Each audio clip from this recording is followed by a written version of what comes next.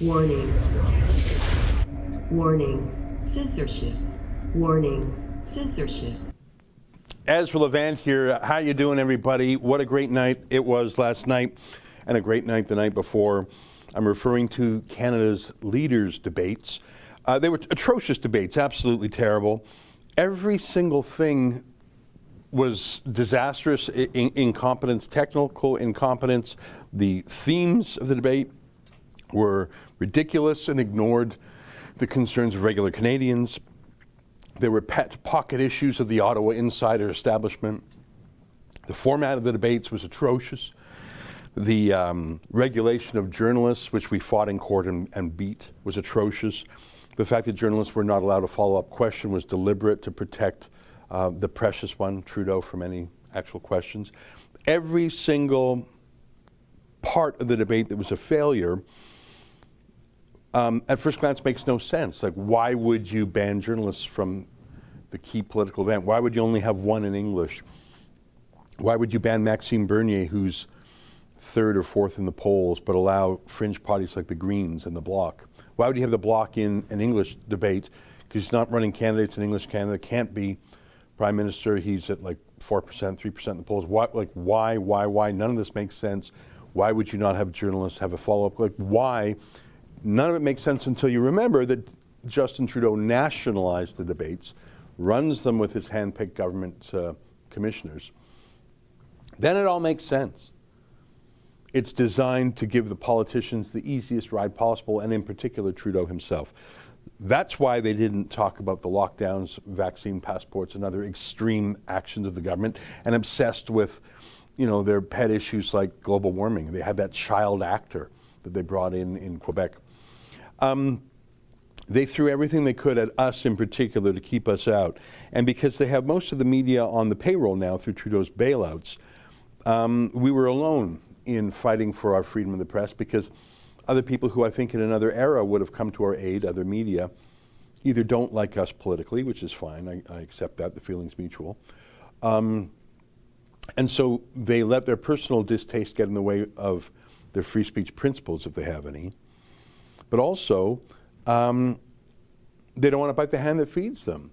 They're failing at journalism, and so they get the bailout money. And you're not going to, you're not going to bite the hand that feeds. You're not going to criticize Justin Trudeau when he's the guy keeping your newspaper alive. There's this left-wing newspaper in Calgary called The Sprawl. Just absolutely unreadable and unread. Like, it's just some left-wing pro-transit newspaper in Calgary. Calgary's in the middle of a huge prairie. There's an Indian reserve in the southwest, so the city cannot expand that way. But other than that, Calgary, actually, it's one of the largest cities in North America in terms of land area, because like Toronto abuts the lakes, Vancouver abuts the ocean, New York City, there's physical limits on many cities, but Calgary, it's in the middle of the prairies. You could be miles around, other than the Indian Reserve that it's sort of, and now there's a road through there. So imagine you have a pro-transit, pro-bicycling in a city that's snowy half the year. So this is a loser newspaper. I'm just giving you this example, The Sprawl. Losers, communists actually, no one reads it. It's crud, why would you read it? So they get a Trudeau handout for the media. It's not for the media, it's for some like pro-left-wing, global warming, anti-Calgary rag. And The Sprawl also gets a big check from Facebook. So their Marxist editor cashes those checks, I think it's about $250,000. And it was just this spring, and yeah, he burned through the money, and he does this pity party post. Can you find it? Go to The Sprawl or whatever it's called.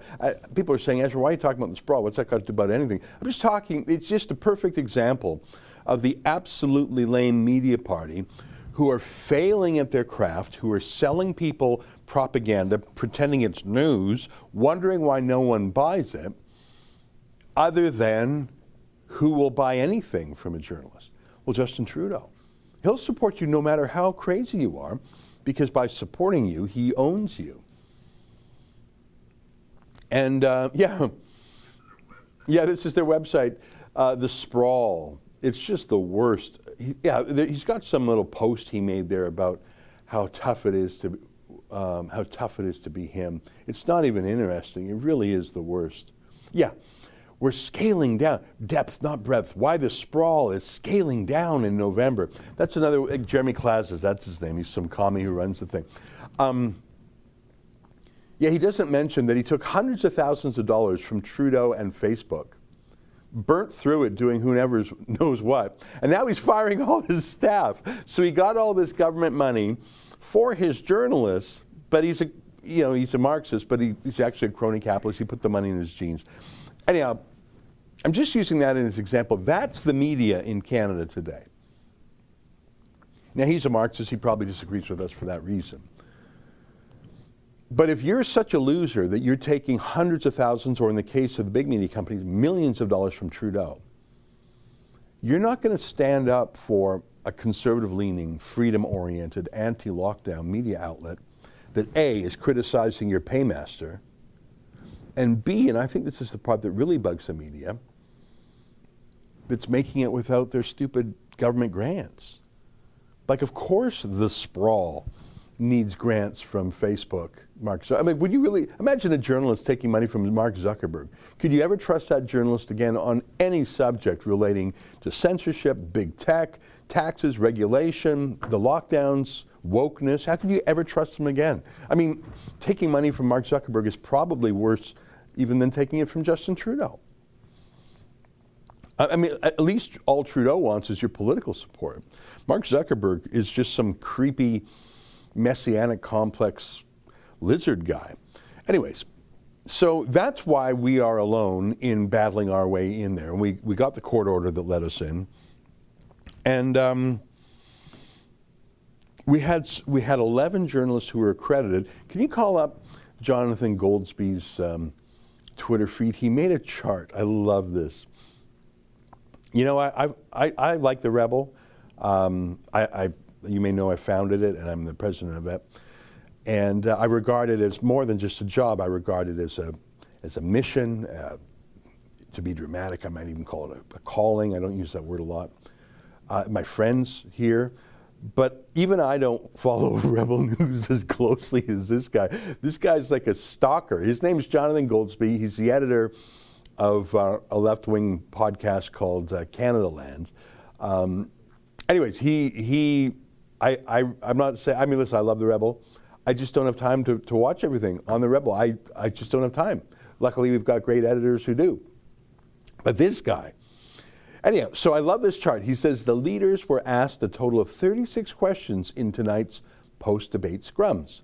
The Rebel tied with Radio-Canada, that's the way of saying the French CBC, for the most, at 4 each. And so he's got this chart. He made a pie chart. I can't do that. I don't have those mad skills. Would you know how to make a pie chart? Not like this on Twitter, yeah. So you can see we tied Radio-Canada with 11% of the questions. National Post had 2. Our friends at True North, that was Andrew Lawton, had 2. The Wire reported 2. TVA, that's a French private broadcasters, La Presse Canadienne, Canada Press, and then everyone else combined had 18 questions. So I'm really proud that we had 4 questions. Now, it should have been 7, but they refused to take our questions over the phone for the first half hour of the whole thing, and that is unethical, and that's contrary to the court's orders. But you know what? We still did a great job. I want to show you the question of the night. I'm going to show you the 4 questions that we put. I'm going to start with the most important one. All the debates were in Quebec, just across the border from Ottawa and Gatineau. There was another private debate in French, so you had 3 debates. One was unofficial. All 3 debates were in the province of Quebec. 2 of the debates were in French. Isn't that funny for a country that's 1/4 Quebecois? We have a French quarter, which is a nice way of saying it. But 2/3 of the debates were in French, and all 3 were in Quebec. It just shows you something right there. There was only one debate, because again, why would you only have one debate? Well, because the government is running the debates. But we have a great new teammate. I don't know if you've been following her for the last few months. Alexa Lavoie. Doesn't look like your stereotypical rebel, like not a 50-year-old right-wing guy from Calgary. That's me, right? Alexa is glamorous. Would you say she's glamorous? I think she's glamorous. And very French in the best way, like, you know, a little bit exotic, a little bit, like just aesthetically, stylistically, you know, EQ-wise, different than your typical rebel. But that's what I'm trying to tell people, is that the rebel in 2021 is different from the rebel in the MAGA period of 2016. Like that was a great time. Trump was ascendant. The internet was free. You know, taken out on the rhinos and the Republic. Like, there's a different time there, and then, you know, the rebels have different phases. I was saying to Sheila last night, right when the rebels started, it was, okay, we got to keep the Sun News Network alive, got to keep the band together kind of thing. Here we are in 2021, 6.5 years after Rebel News was founded. What is the rebel today? It is different than it was in those other phases. The rebel today is a different coalition. Yes, there are those right-wing guys like me. Alberta is very important, but I think our great focus is civil liberties, personal privacy, health privacy, bodily autonomy and integrity, worries about the lockdowns. So that's a different coalition of people. So you're going to get a lot more moms, right, who are concerned about their kids. Put up that Telegraph tweet, the Daily Telegraph in London. The Daily Telegraph is one of the two most prestigious dailies in the UK. I think the Times of London and the Telegraph. Look at this. So this is not a conservative, I mean, I suppose the Telegraph is mildly conservative. And I'm going to say this, and I don't know if I have to be worried about even saying this on YouTube, but the headline is, teenage boys are 6 times more likely to suffer from heart problems from the vaccine than be hospitalized from COVID-19. A major study has found. So this is not a political opinion. This is a clinical study. This is not some wild disinformation website. This is the verified Twitter account of The Telegraph, one of the most prestigious newspapers in the UK. Perhaps the Times of London and the Financial Times would be in the same category. I found that incredible and terrifying. You know who finds that terrifying? Not teenage boys, because teenage boys don't find anything terrifying. They're all going to live forever and they're all bulletproof. Mums of teenage boys find that terrifying. So who is a typical rebel viewer in 2021? Well, according to Abacus Research, that's the pollster, your typical vaccine-hesitant Canadian, I'm going from memory here, you can correct me if I'm wrong, Justin, is a 42-year-old Ontario woman, mother, who votes Liberal. What? Yeah. You don't think they're worried about their boys? Or the studies out there that have questions about how the vaccines interact with girls and, you know, I don't want to get into biological details, but menstrual cycles and things like that? Yeah, typical vaccine-hesitant person is a 42-year-old Ontario woman who votes Liberal. Yeah. Yeah, why is that? Oh, they're alt-right. They're Trump country. They're MAGA, red hat wearing, alt-right anarchists. No, they're not. They're moms worried about their kids. So that's who the rebel is in 2021. And so if you look at who our team is, and if you look at what our focus is, it's about these issues. I mean, in other eras, we talked about Trump. In other eras, we talked about Islamic terrorism. I see the Bataclan terrorists are finally going to court.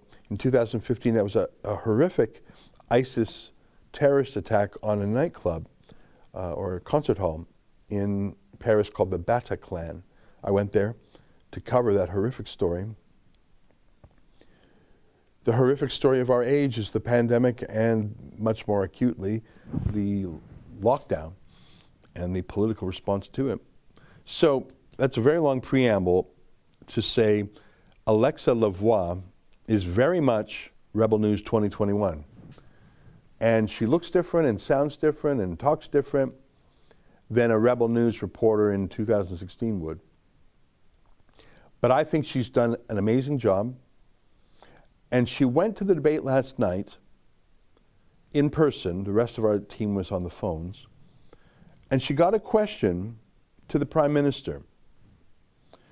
And just for context, the day earlier, the Prime Minister said, you Rebel News types are liars, you're misinformation, you're spreading misinformation, you're polarizing the country, I don't like you. Now, that's actually not true. We don't publish fake news. We've never been accused of that by any social media platform. We have never had anything taken down because it's fake news. It's just not true. I don't think there's any fact-checking agency that said anything we've done is fake. Maybe I've forgotten something or missed something, but I just never heard of it. On the other hand, Trudeau's campaign was tagged by Twitter for manipulating facts, for manipulating the truth and twisting it. So it's a bit of a pot calling the kettle black situation. But Alexa starts off and says, you demonized me last night. I have a real question for you. Please don't demonize me again. Please answer this real question about the vaccines. And she puts the real question of the vaccines, but it's a hard question. And instead of me describing it to you, let me show it to you. Do we have Alexa's question and the answer? Here, take a look. Bonjour, M. Trudeau. Alexandre pour Rebel News. Donc, M. Trudeau, je vais revenir rapidement sur ce qui s'est passé hier. Vous avez diabolisé l'un des rares médias qui ne reçoit pas d'argent du gouvernement. Vous avez exprimé votre opinion en disant que nous propageons la désinformation. Si c'était vrai, et si c'était le cas, la Cour fédérale ne nous aurait pas permis d'être ici aujourd'hui. Je suis moi-même scientifique et je me base sur les faits. Ma question est la suivante. L'Israël est l'un des pays les plus vaccinés au monde. Ils sont rendus maintenant à leur 4e rappel de vaccin. Ils ne considèrent plus que ceux qui ont reçu 2 doses de vaccin sont pleinement vaccinés. Ma question est, plusieurs Canadiens ne désirent pas avoir un rappel de vaccin. Allez-vous leur enlever leurs privilèges reliés au passeport vaccinal? Et aurez-vous l'obligeance de répondre à ma question en tant que Premier ministre ou allez-vous encore diaboliser mon média? J'ai partagé ma perspective sur ton organisation hier soir. J'ai plus rien à dire. Ça démontre bien qui vous êtes. Merci. So first of all, Alexa's wonderful, isn't she? Second of all, there was nothing inauthentic, there was nothing fake, there was nothing gotcha-ish, there was nothing unfair, there was nothing partisan, there was nothing hostile, there was nothing aggressive in that question whatsoever. In fact, it was said, I'm not going to say in kindness, but in good faith. It was, look, you diabolized, what a word, you diabolized us, you devilified. That's what diabolize means, diablo. You demonized us yesterday. You said we'd create fake news, but the federal court would not have accredited us if that were true, she said. She's no dummy. I tell you, a smart cookie. She's exactly right. So she said, look, yesterday you demonized us. That's fake news. That's not the case, and the federal court would not have accredited us if that was true. I have a real question. And you saw the question about Israel and the quadruple booster shots and the vaxxed. And she says, will you answer this question or will you demonize me again? And he basically says, I'll demonize you again. I've already told you what I think of you. I will not answer the question. And she says, well, it shows what kind of person you are. It sure does, doesn't it? He is the Prime Minister. He's the most powerful man in the country, but he needs to rub it in her face, but not just her face. Do you think Alexa was there on her own for herself or just for us? She was there as an avatar for our millions of viewers and indeed for millions of Canadians who don't even know who or what Rebel News is. That question stands on its own. That question lives or dies on its own merits, and the answer to it does not depend on who asks it. But Trudeau is mean-spirited, and he despises women who challenge him. If you don't believe me, ask Jody Whistler-Raybould, Jane Philpott, Selena Cesar-Chavan. Ask Rose Knight, the reporter who didn't like to be sexually assaulted by him. Oh, I'm sorry, I didn't know you were a reporter. Remember that when he groped her in Creston, BC? So Justin Trudeau, I wonder if he would have answered if it were a man. He's got a real weak spot when it comes to women. He hates women who stand up to him. I mean, we've heard how he handles women in his own party. I mean, the most shocking thing during the campaign was when one of his candidates, Raj Saini, was repeatedly accused of sexual harassment, and Trudeau just covered it up. You know, the shocking thing was the revelation of the sexual harassment was from Liberal staffers. So women in the Liberal Party were told to shut up. By who? By Katie Telford, the female feminist chief of staff. Just like Harvey Weinstein, just like Jian Ghomeshi, all these fake male feminists. And they're enablers. Just gross. Justin Trudeau is disrespectful to women he cannot control. I think that question by Alexa Lavoie was not only beautifully delivered, passionately delivered, honestly and in good faith delivered, but it was the most important substantive question. Really, I mean, there was a question last night, and I don't propose to ask you to find it. I don't know if you could. Some reporter from Germany flies over here, gets accredited. What are you doing here? It's not your election. You're accredited, but my Rebel News team is not accredited. We're Canadian citizens. You're just here. You're a tourist, but you thought you'd pop by. And he asked the question. I'm not going verbatim here, just going from memory. Mr. Trudeau, there are protests against you. How do you feel about that?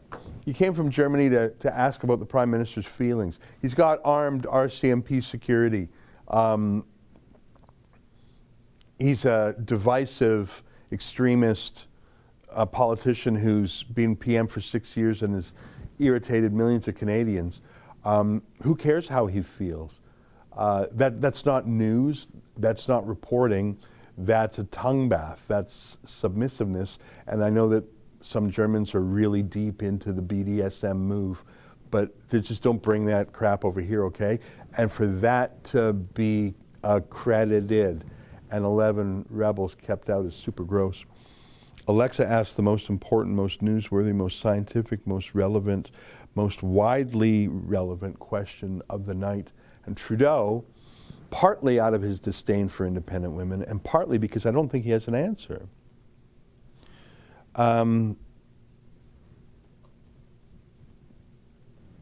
Wouldn't, couldn't, didn't answer. What a coward. He had a rough night with women. The day before, it was Tamara Ugolini who he demonized. He just doesn't like women. I think that's his weakness. That's his Achilles heel. I think we should always send women to ask him questions because he just sort of, there's a rage within him. Can you find that story? I got a special mission for you, Justin. It'll test your Google skills. You know, Google has a very large archive of old newspapers that they've digitized. I think it was in the Milwaukee Sentinel. We've used it before. Do you know the one I'm talking about? I sometimes, you don't want to get into amateur psychologization, and everyone's their own person, and you don't know what's going on in someone's mind. You don't know. But I'm 49, I'm almost 50. I saw my dad over the weekend. I saw my mom. And, you spend your teenage years rebelling against everything, including your own family. Mark Twain had that funny line, I left home at 16. When I came back at 21, I couldn't believe how much my dad had learned. Did you ever hear that Mark Twain saying? You know that one? I left home at 16. When I came back at 21, I couldn't believe how much my dad had learned. The comedy there is, of course, no, it was the teenager who realized he didn't actually know anything, and his dad was right. So you grow up, and you live your own life, but then I reconnect with my mom and dad over the weekend, and you realize how much of your life is subliminally and subconsciously programmed in you when you're a kid. You don't even know it. That's why I'm so furious about all these masks and what we're teaching kids about being afraid of each other, being afraid of invisible demons. I'm deeply worried about its long-term effect on kids, and I see parents who mask their children and force their kids to internalize this ritual. That will echo through the generations. My point is, you see your own parents and you think, oh my gosh, I'm becoming like them, even though I haven't seen them maybe in a while. Well, because this was imprinted on you when you were 5. When you were 10, you saw how people, like even how people walk, how they talk, their mannerisms, how they chew their food, the noises they make, their facial mannerisms. These are, when you're a child, these things are printed on you and you don't even know it. And I say all that because how does Justin Trudeau come up with his way of thinking about women? Well, he's his own man and he makes his own choices. And he tells us he's a feminist. All right. But how much of how he deals with women, how he thinks of women, his emotional reaction to women, is based on his abusive father? This is a story from the Milwaukee Sentinel in 1979, I think. Pierre gave her a black eye. Can you go to the earlier page? You can link, I think. Okay, let's read this. This is just, I think this is a Wire story picked up in the Milwaukee Sentinel. The morning after the big fight with Pierre, Margaret Trudeau was in better spirits. But I've decided to go back to New York City in about 1 week's time to go after photography and my own identity. But I must discuss it with Pierre. So this is an interview with a journalist. She had a discussion with Pierre. She thought it a good idea. Then excerpts of an interview Margaret had given hit the newsstands in Canada. Pierre hit the roof and then hit Margaret. She loved it. Pierre slugged me, said the next morning. She said the next morning. He's given me a black eye. But things are going to be okay. He doesn't mind my being a photographer. Actually, I was quite pleased. It was the first time in a very long while that I'd been able to get a response from Pierre. He got all his hostility out, and he hasn't shown me so much attention in years. It showed he really loved me, she said contentedly. In a strange way, it's made us closer. I guess I felt this was his way of showing he cared. Pierre must have felt closer to me too, because that night he was very macho. So that's an interview from the time when Margaret Trudeau and Pierre Trudeau were fighting, but not just fighting, quarreling or rhetorically. He was beating his wife. Pierre Trudeau beat his wife, gave her a black eye, slugged her. And Margaret Trudeau's had mental health issues her whole life. She talks about it. Her drug use makes it worse. She says she's anti-marijuana. She says whenever she was on marijuana, it really wrecked. And so it's quite creepy that Trudeau is such a marijuana enthusiast, given what it did to his mom. You know, when they married, I think their age gap was, could you Google it? What was their age gap? I think she was like 21 and he was in his 50s. That was bound to fail. And he was abusive. He punched her, he slugged her, he gave her a black eye, he mistreated her, he dominated her. And so, little Justin Trudeau, who was born, I think, on Christmas Day in 1971, if I'm remembering, so he would have been 8. He would have been 8 years old when his dad started beating his mom. And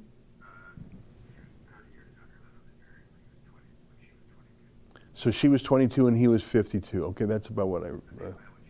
And they met when she was 18. I thought it was even 17. I thought she was a teenager. So she was a teenager. So he's really gross. You know, you're a 50-year-old man and you're dating teenagers. All right, pedophile. So Justin Trudeau is 8 years old and he sees his mother and his father fighting. Listen, all families fight. But Justin Trudeau's father, Pierre Trudeau, physically beat Margaret Trudeau black and blue. She had a black eye. He slugged me. And she had battered women syndrome, obviously. Oh, it showed he cared. He was so macho that night. He paid attention to me. Sure, he punched me and gave me a black eye, but he was paying attention to me. It was great. Oh my God. And they both cheated on each other, of course. And you're an 8-year-old boy named Justin Trudeau, and you think this is how men and women should act. And that's what I mean about being imprinted on you. So you grow up, and your idea of how the world works is what you see in your family. And you see your father beating your mother, and you see the staggering disrespect he shows her, and you see that he is unfaithful to her and bangs anything that moves, whether it's, you know, Barbara Streisand or who's that Canadian female guitar player?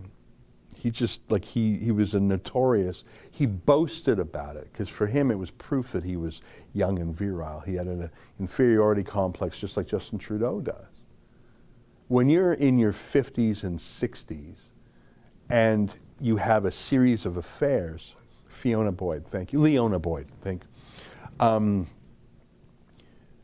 People have affairs for sexual reasons, for emotional reasons, but when you're telling the press corps about it, when you're showing off your affairs, that's not a sexual thing, that's a I want the world to know I'm virile and powerful thing. Now, his mom Margaret was unfaithful too, but obviously Pierre Trudeau was, you know, the one who broke things apart. So you're an 8-year-old boy and you're growing up in a home and you're learning by observing. You know, kids don't listen to what you say, they watch what you do. That's why if you're, for example, if you're a smoker, if you're a dad and you're a smoker and you're telling your kids, don't smoke kids, don't smoke kids, well, they're going to do what you do, not what you say. They'll probably grow up to smoke while telling their kids not to smoke. I'm just using smoking as an example. So you're Justin Trudeau and you grow up and you say, okay, so dads break promises, dads cheat, dads are unfaithful. When dads lose patience with a woman, they punch them. Dads humiliate women by parading around with mistresses. That's a dad.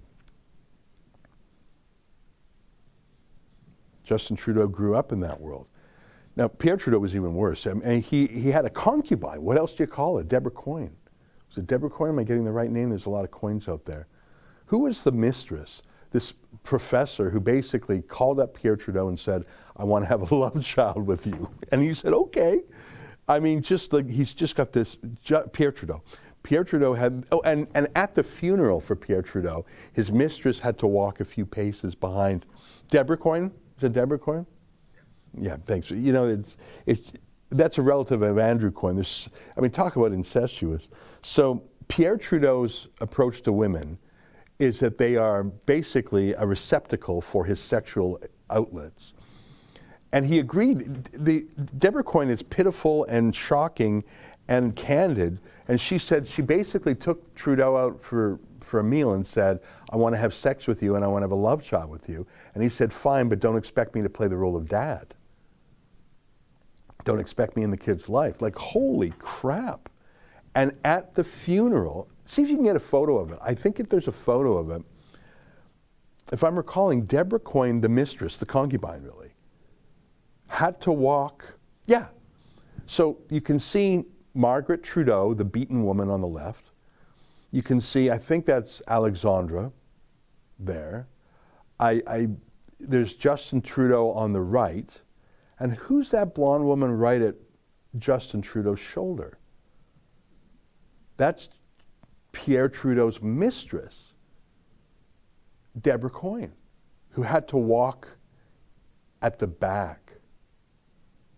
What a screwed up family. And this is Justin Trudeau's world. And he did not inherit his father's intellect, but he inherited his father's arrogance. And so now he knows how to treat women because he watches dad. So fast forward to 2021, and a beautiful, vivacious, passionate French woman asks a question, and he looks at her like a predator looks at prey, sexually, until he realizes, oh, this isn't like Rose. This is the Rose Knight situation. I want to grope her, but she doesn't want to be groped. So he moves her psychologically from a possible conquest to bitch is stuck up. You know, those are the two ways Justin Trudeau looks at women. Possible conquest. Oh, the bitch is frigid. Those are the two ways Trudeau looks at women. Call up all his hugging photos. So for example, when he's appointing women to high office, he looks at them as a conquest, as sexually available. Like Julie Payette, a disastrous choice of his for Governor General. When he announced her, he put his hand on her butt. So she's the Governor General, she's the Queen's delegate here. And this is a public event, and they're walking together, and he put his hand on her ass. Can you get a photo of that? You know, if you're walking in public, why are you putting your hand on the behind? Why are you touching her at all? She's not your friend, she's not your girlfriend, she's not your wife, she's not your mistress, I don't think. Why are you touching her that way? And why are you touching her that way in public? Give me some more pictures of when Trudeau hugs women like that. He does it in public for the same reason that his father, Pierre Trudeau, paraded around his mistresses. It's not sexual, it's dominance. He's showing, I will hug you in a public. Chrystia Freeland's weird, she probably likes it. But there's Jody Wilson-Raybould. There's Kathleen Wynne. You're not going to get any action there. Oh, there's Catherine McKenna. Is that normal? Have you ever, Justin, you're a married man. I've had the pleasure of meeting your missus. She comes in from time to time. Like, just look at this picture with Jody Wilson-Raybould. Have you ever, you don't have to tell me, have you ever been that, like, since you've been married? I'm not talking when you're a young single guy. You've never been that close to a man or a woman. Like if that was your mother, you would be that close to your mother. You would hug your mother and you would be that close to your wife. You would not be that close to anyone else in your life, am I right? Like if you were that close to a woman here in the office, everyone would stop and look and say, what's going on, right? Like, and I would take a keen interest in what's going on. What the hell is going on? No, I just, what are you doing? That's just not, like that, like that's nose to nose, that's 4 inches. That's like what, and the one with Catherine McKenna, can you find the, just, yeah. That's even, like, what the actual hell? And what's that one on the left there? Who's that? Is that his wife? No, that's not his wife. Oh, that's actually, look at that. Click on that. Open that up. That's actually from my tweet. I saw that. I was so shocked by that. Justin Trudeau's 47. He has never met Andrescu before. They're not friends. She's just 19. He gives her a full body hug, eyes closed, pelvis to pelvis. What a creepy man. What do feminist pundits say? they wish it were them. Seriously, look, have you ever, other than, since you've been married, other than your wife, like you wouldn't even hug your mom like that. That's just, you wouldn't be pelvis to pelvis with your mom. What the actual hell? Well, I'll tell you what. Who did he learn that from? Who imprinted on his mind and his subconscious that that is how you treat women? Well, the man who imprinted most things on his mind, told him how to be a man and what a man is and what a man does and how a man interacts with a woman. Pierre Trudeau. That's not normal there. That one on the right that you've got selected. Christy Duncan, I think that is.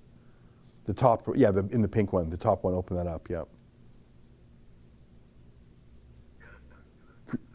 Like, look at that. Have you, like, if I saw that, I would think that that's a long-lost friend, or, like, that is so, so, so gross. You know, he's separated from his wife, Sophie, and you know what, I'm not looking to drag her into things. She's, you know, she had a one-day appearance. Like, look at that. Look how close his face is to her. And he's leaning right into her, so she has to lean back. If she doesn't, his face would touch her face. Like, I can't even imagine doing that. Now, that's just weird. That is, like, I think it might be the angle of the shot. That, like, they are feeling the breath on each other's faces. That's just bloody weird. Thanks, close her up. So with Trudeau, the public invasion of personal space, I don't know what he does in private, obviously I'm not there, but there's a reason he does it in public, and it's to humiliate and dominate. It's to show who's the boss. He does it to men in a buck-breaking kind of way, but he does it to women in a sexual dominance. So why did he put his hand on the tush of the Governor General? Did she not know which way to walk? Did he have to push her there? Did she need reassurance? There, it's okay.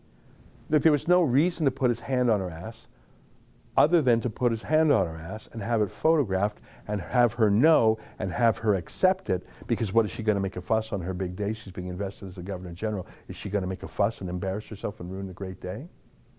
He does that like a predator would to trap her. All these public invasions of space, the same reason Joe Biden does it, is because he does it in these extremely important moments that a woman has a choice. I either protest and ruin everything for everyone, or I suck it up and accept it and don't ruin the day.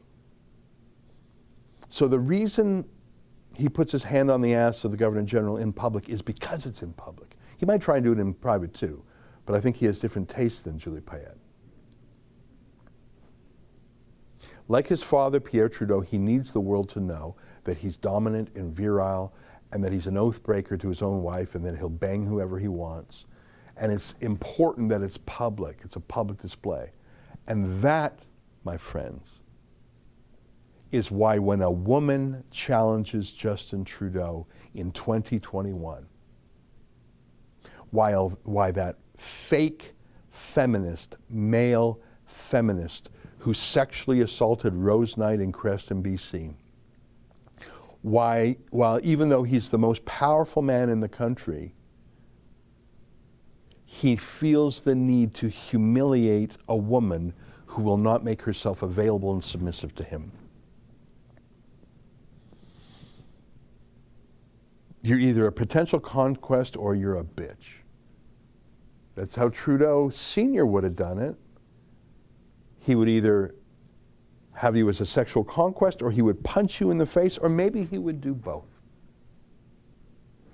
And Jody Wilson-Raybould and Jane Philpott and Selena Cesar-Chavannes and our own Alexa Lavoie, and yesterday Tamara Ugolini, all these women who dare to stand up to him and the rage, and it's pushing a button in the back of his head of the 8-year-old boy, Justin Trudeau, watching his dad smash his mother, Margaret, in the face, watching his dad pound and beat and bully and give a black eye, as she herself said, "He slugged me."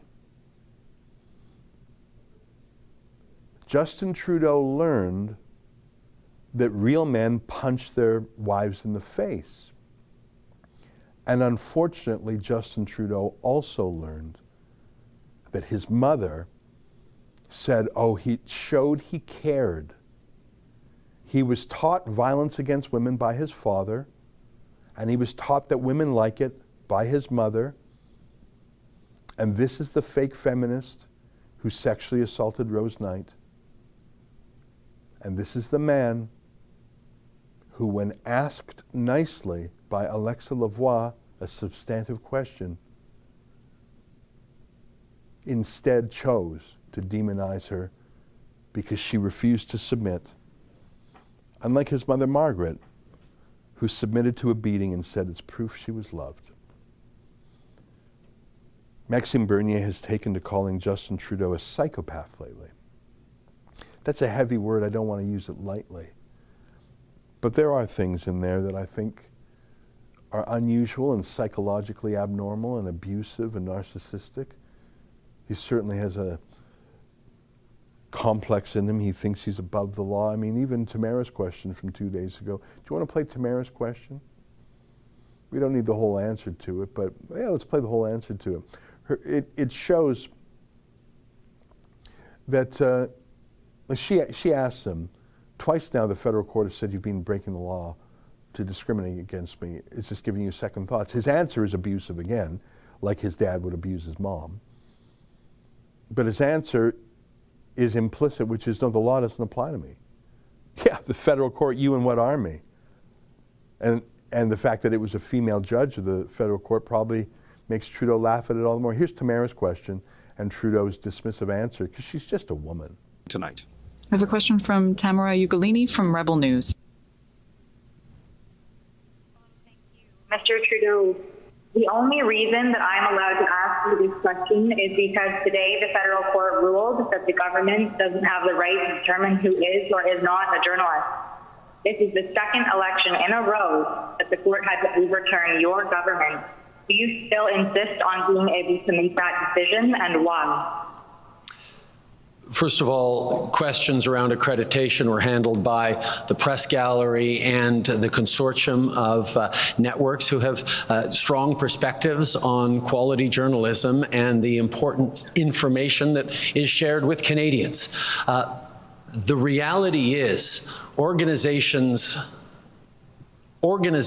like yours that continue to spread misinformation and disinformation on the science around vaccines, around how we're going to actually get through this pandemic and be there for each other and keep our kids safe, is part of why we're seeing such unfortunate anger and lack of understanding of basic science. And quite frankly, I won't call it a media organization, your group of individuals need to take accountability for some of the polarization that we're seeing in this country. And I think Canadians are cluing into the fact that there is a really important decision we take about the kind of country we want to see. And I salute all. Anyways, he rambles on there, but he's basically saying, I don't listen to courts because my father taught me I'm above that. And you're just a woman, and I don't have to deal with you. And if my father were here, he might slug you in the face, but I'm a male feminist, so I'll just disparage you. Let's take some chats on Super You. Annalisa tips $20. That's very nice for you. Thank you very much. Rumble Rant from Noble Canadian, $5. Advanced poll was interesting as mask exempt. First, it was not supposed to be let in without a mask. Then it was, I think we're supposed to bring ballot box out to you. Then, okay, go ahead, use inside. Oh, that's funny. That's right. You know, all these voting locations, I wonder if they'll be letting people in with exemptions. Excuse me. Annalisa says, great job by the Rebels last night. Nice to see all the triggered people today. Appreciate that. Rumble Rant from Sasspool, $5. A criticism was Sheila's question, personally attacking the candidate, giving justification as to why they don't answer questions from Rebel News. In my view, don't lower yourself to their level. Thank you for that. We have asked Jagmeet Singh 4 questions in this campaign so far. Alexa has talked to him once or twice. I'm trying to remember when the occasions were. So 2 nights ago, he took a question from a rebel and he just said, I will not talk to you at all. It was actually Catherine, right? Do we have that? I want to show, that's a good question, but I have a good answer to it. 2 nights ago, Jagmeet Singh, I think Alexa put the question to Jagmeet. So Alexa put a question to Jagmeet Singh and he said, I don't talk to you. The very next question was from Catherine of our team. So there's actually 3 questions in the story. Question 1, Alexa put a substantive question. Sure, well, let's show it. And then Catherine was straight up and said, you just insulted my colleague. Why? And then the third one was Sheila's. In fact, can you tell Efron to put a mashup of those 3 in a row? Because that's the context we need for Sheila's. And I think the headline is Jagmeet Singh disrespects women. Now, I don't know the backstory of how he was taught to treat women, like I know how Justin Trudeau was taught to treat women. So let's just show people the 3 vids in a row. Go ahead. Alexandra pour Rebel News. Historiquement, le NPD s'est opposé aux grandes sociétés pharmaceutiques et aux sociétés milliardaires qui se sont enrichies grâce au blocage, comme Amazon et Walmart. Et le NPD était très attentif aux libertés civiles, y compris en étant pro-choix sur son propre corps. Pourquoi avez-vous embrassé les milliardaires de Big Pharma et abandonné votre philosophie de pro-choix? Merci, mais je ne réponds pas aux questions de Rebel News. Merci. Est-ce que vous pensez que c'est une option de ne pas répondre à un média juste parce que le fait que vous ne nous aimez pas? Nous devons... Merci beaucoup. Prochaine question au téléphone, s'il vous plaît. The question is from Rebel News. Good evening. Before you tell me that you're not going to answer my question, I just want to say that I'm not here representing myself or my company. I'm here representing millions of Canadians who have real questions for you, like the one my colleague Alexa just asked. People who you would marginalize. Is your message to them that they are second-class citizens? Not at all. Sorry. Okay, so those were the 2 from 2 nights ago, and then here's Sheila's from last night. You're saying the polls show that your party is between 15 and 20%. No party here on the stage tonight is even close to representing a majority of Canadians. This is an absolute divided country. Yet when conservative journalists like me ask you fair questions on behalf of Canadians, you insult us and refuse to answer a single word. You are like a child putting your hands over your ears. Do you really think you can become Prime Minister by trying to freeze out any Canadian who disagrees with you? In your own riding, you only got 38% of the vote. Is this how you treat the other 62% of people who disagree with you? No. Thanks so much. Yeah, so in answer to the Rumble question, Sheila's question was not our first question. Our first question was a substantive one, I think. And then Catherine and Sheila were responding to Jagmeet Singh's childish, like really saying, no, I can't hear you. Okay, let's keep going here. Rumble Rant, joyful from the heart. I wish Alexa spoke English. A lot of Canadians miss that question. However, I appreciate her passion and courage in speaking up. Thank you. Well, we do have a version up there with subtitles. She does speak English. It's got an accent, so we said ask in French so their question is as clear as possible. We will, I think we have put up videos on Twitter with that subtitle. AMT 60, the fact that Trudeau didn't answer the question about booster shots means he will implement it. Scarborough Hospital is already talking about boosters when staff being fired for not taking first shot. Oh, for sure. Hyperchat from Binga. Trudeau should have listened to my grandmother. Said, when you point your finger at someone, remember the 3 are pointing back at you. I think you're right. Rumble Rants, BB Con $2. As always, Ezra, thanks for Rebel News. Can you imagine life without the other side of the other side's voice? Oh, exactly. I mean, it would just be a bunch of questions saying, Mr. Trudeau, how do you feel about your campaign? Ex-driller guy, $10. Good job, Rebel. Tamara found the perfect button to hit, and Alexa smashed it again. Trudeau acts like a pouting child who didn't get his way. Yeah. Rebel ran for Enmark. I wish David was on the live stream last night as well. Shout out to Justin. Oh, fancy stuff. Well, David had a great question last night too. And it was the only question we put that got a real answer. Why don't we show that?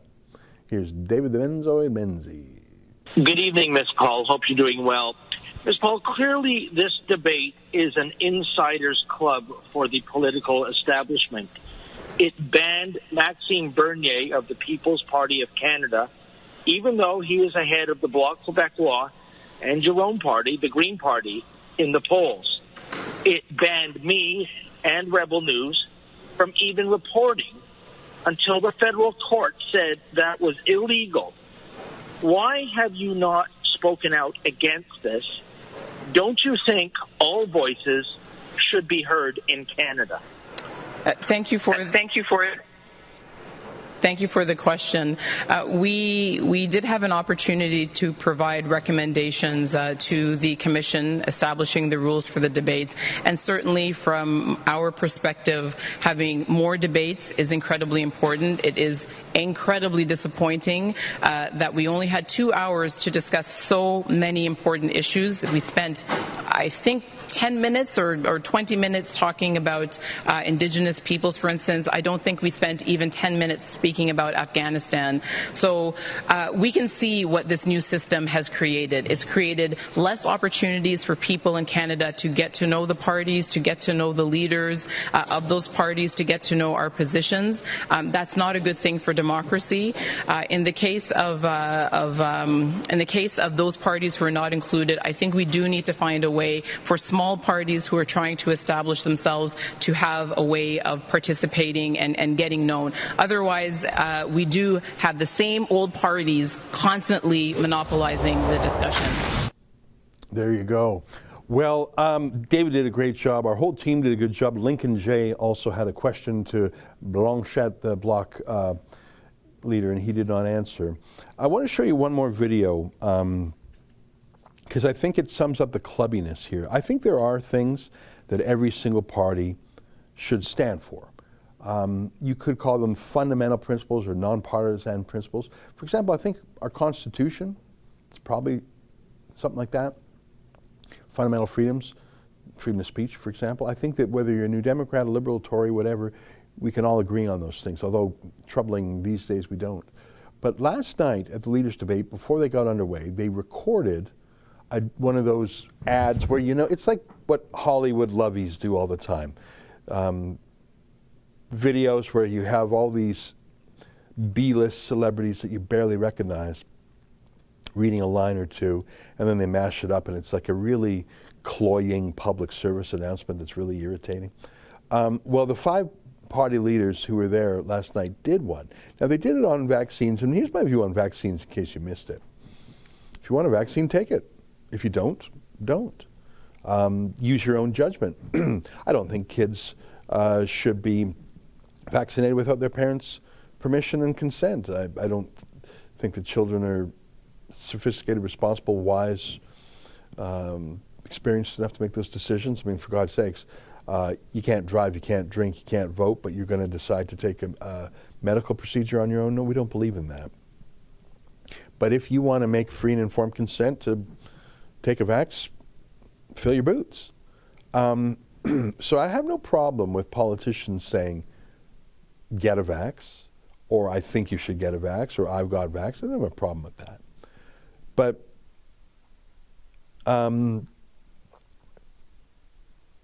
this video, so when you have 5 politicians saying the same thing, that part doesn't particularly irk me, to tell you the truth. But they start with a lie. We're all in this together. That's a lie. That's been the lie of this whole thing. None of the politicians in this video have lost a day's pay. The 4 of them who are MPs have actually got a pay raise twice. On April Fool's Day this year and last year, they got pay raises from both. They've worked less, but they've got more money. All the media who were there last night haven't lost a day's pay. The lockdown class, the Zoom class, the ones loving it, they haven't lost a day's pay. Teachers, schools have not been in session, but they've got paid. Amazon had their best year ever. Jeff Bezos doubled his wealth. It's the mom and pop shops, it's the waiters and the waitresses, it's ordinary people. And now people are getting fired for not being vaxxed. Take a look at this video. We're all in this together. We've come so far in the fight against COVID, it's time to finish this pandemic for good. So get vaccinated. If you know someone who hasn't, talk to them. For our kids, for our communities, for our economy. It's how we get forward together. Vaccines are safe and effective for use. Vaccines are the best way for you to protect yourself, your family, and your community. So get vaccinated. Let's fight COVID-19 together. Pour vous protéger vous-même, pour protéger les plus fragiles d'entre nous, pour protéger l'ensemble de la population, le meilleur moyen connu demeure le vaccin. S'il vous plaît, soyez responsables, soyez solidaires, faites-vous vacciner. Merci. We all agree getting vaccinated is the way forward. We're all in agreement this is not a partisan issue, so please get vaccinated. We're united, and it's time to get the shot. Vaccines save lives. They're how we're going to beat COVID, and it's time for everyone to do it. Get the shot. Get the shot. We're all united. Well, those five are, but we are all not united. We are not all in this together. In fact, there's a party leader out there who's at 11% in the polls, who was not invited in that room, who I think he would probably say, get the vax if you want it. But he wouldn't say, as those five people in the room do, you must get it. That was a misleading public service announcement. Because I don't think anyone is denying that there should be the right to have a vaccine. I think the debate, and it was not highlighted because they wanted to talk about global warming instead, is should people be forced to take a medical injection on pain of losing their job or not being able to fly or get on a train or go to school or things like that. We are not all united. And we don't have to be united on everything. That's what's lovely about a free place, is you can live your life as you wish. But what's troubling is that the government is forcing it, mandating it. They're forcing you to be united, and if you dare to disagree, you will lose your freedoms and perhaps even your livelihood. I did not like that public service announcement, not because I'm against politicians encouraging people to have a vaccine. I think that's fine. It's probably the right thing to do. It's the forcing of the vaccines. And that was covered over, glossed over there. And it was the smug public service announcement unanimity that bothered me the most, because it is not unanimous. There are 10 million Canadians who have not taken the vax, and they're going to be punished and forced to do so by those five people in the room. And any media that are critical were kept out until we got the federal court to let us in. And any politicians that are critical were kept out, Maxime Bernier. Last night's debate and the one the night before were amongst the worst I've ever seen in my life in terms of how they were formatted, the substance of them, and who they excluded. I think Canada's democracy is not well served. And let me say that it is not the mark of a serious politician to simply ignore a genuine public interest question because you don't like the reporter who put it. For all of the criticisms of Donald Trump, he never hid from scrappy reporters. In fact, if you think about it, he incredibly chose the most partisan and scrappy reporters every single day. Jim Acosta of CNN. He would pick his haters and he would spar with them every day, and he would love it. Trudeau, the coward, Jagmeet Singh, the coward, Blanchette, the coward, aren't even grown-ups that way. It's no, I can't hear you. Annemie Paul, give the woman credit. She at least answered the question. We do not have serious men and women running this country. We do not have serious men and women in the media. Our democracy is failing because of that. My friends, it's 1:05 p.m. I appreciate your support. Thanks for watching last night. Thanks for your super chats and other tips today. Justin, thanks for your help. I'm going to say goodbye now. I got to go and do some work. Until tonight at 8 p.m. where I've got a show. I'll see you then. Until then, I want to leave you with a dog. Do we have a dog video? We do. I'll say goodbye now. Here's a dog video curated by Justin. See you